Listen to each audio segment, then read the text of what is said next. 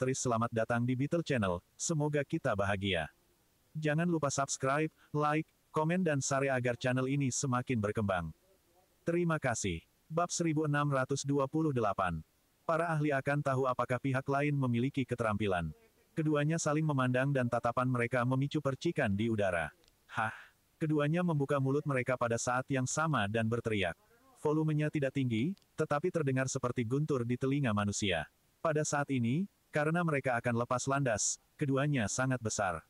Mesin pesawat Gulfstream sedang memanas. Orang-orang yang pernah berada di pesawat terbang tahu bahwa ketika turbin pesawat berputar, suaranya akan cukup keras untuk membuat orang tidak dapat mendengar orang yang mereka ajak bicara bahkan jika mereka berhadapan. Meski begitu, Jasper dan Henry masih merasakan sakit di gendang telinga mereka dan menjadi pusing setelah mendengar teriakan kedua pria itu. Melihat Gary dan Julian lagi, mereka masing-masing mundur setengah langkah. Pertarungan tentatif ini jelas berimbang. Di sisi lain, rekan seperjuangan Gary, Seamus, telah mengeluarkan pistol dari sarungnya dan mengarahkannya ke Julian.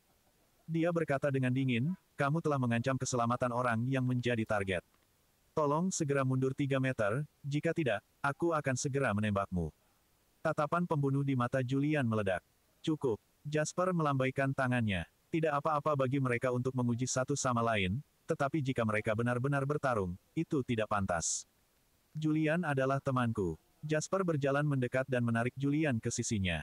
Kemudian, dia tersenyum pada Gary dan Seamus. "Maaf, teman-teman. Orang yang kuat akan dihormati kemanapun mereka pergi." Gary mengangguk, memberi isyarat kepada Seamus untuk pergi senjatanya, dan berkata kepada Julian, "Kamu sangat kuat." Niat membunuh di Julian hatinya memudar, dan dia berkata kepada Gary, "Kamu juga tidak buruk." Keduanya saling memandang dan tersenyum.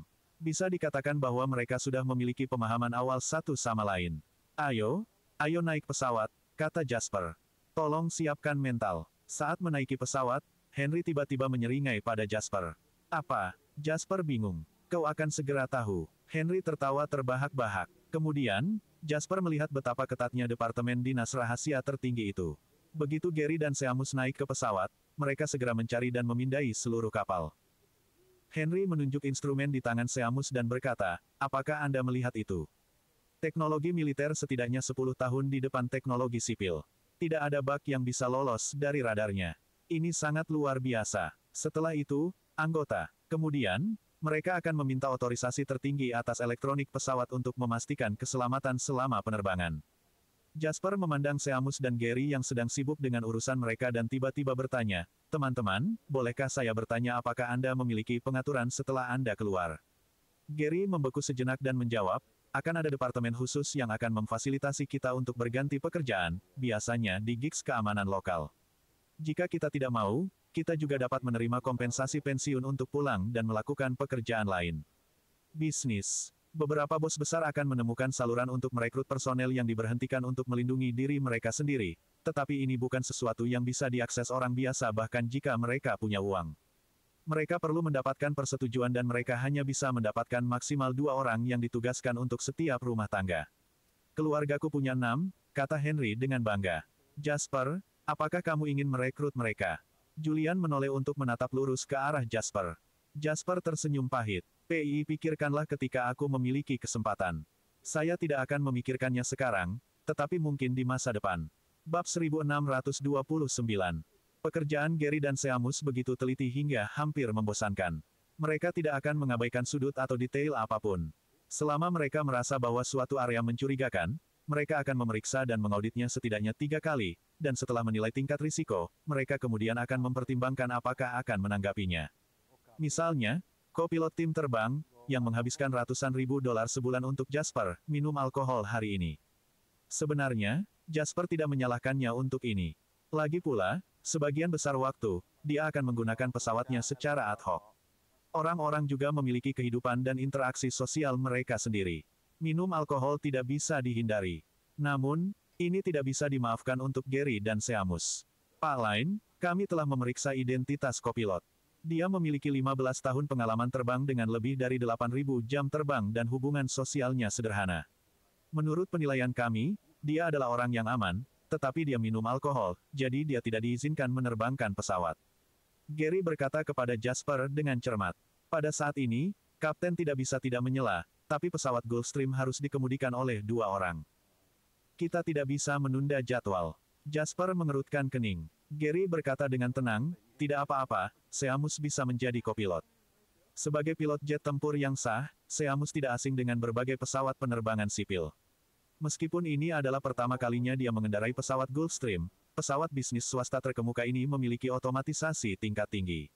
Pada dasarnya, komputer akan secara otomatis menyelesaikan misi penerbangan jika tidak ada kecelakaan.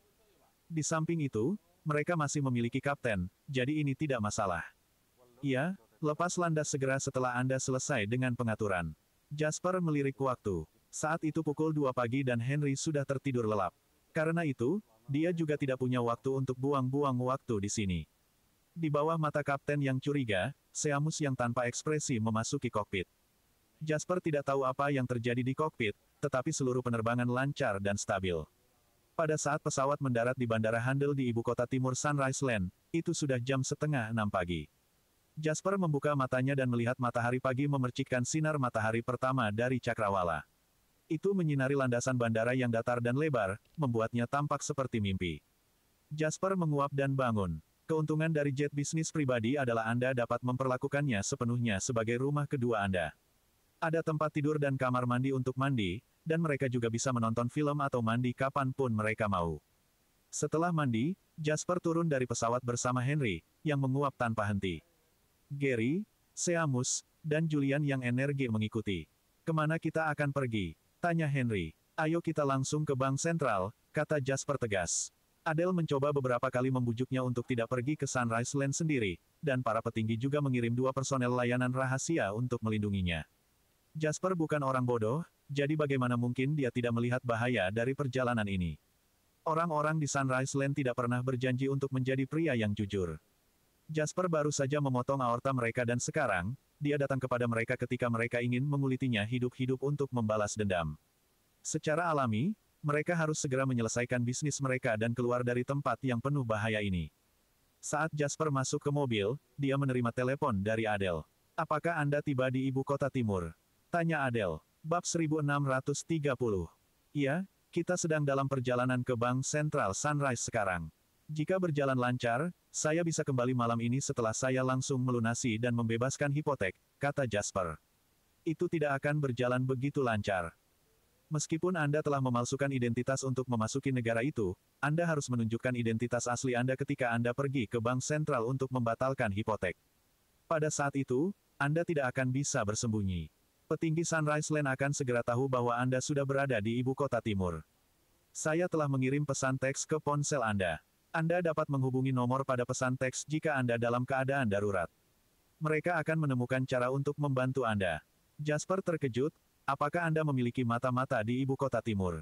Apa yang kamu bicarakan? Itu sangat tidak menyenangkan untuk didengar. Itu bukan mata-mata, tapi itu kedutaan.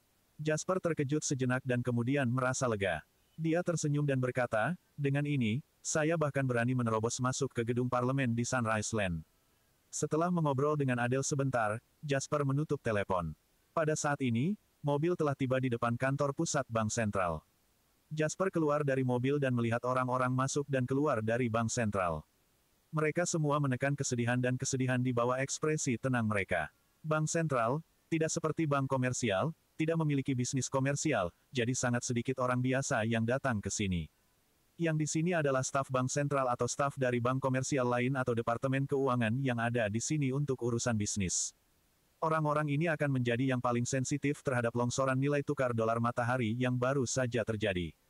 Insiden itu baru saja terjadi dan dampaknya pada semua masyarakat Sunrise Land akan membutuhkan waktu untuk diterapkan, tetapi orang-orang di industri keuangan ini sudah merasakan kengerian dan bencana yang membayangi cakrawala.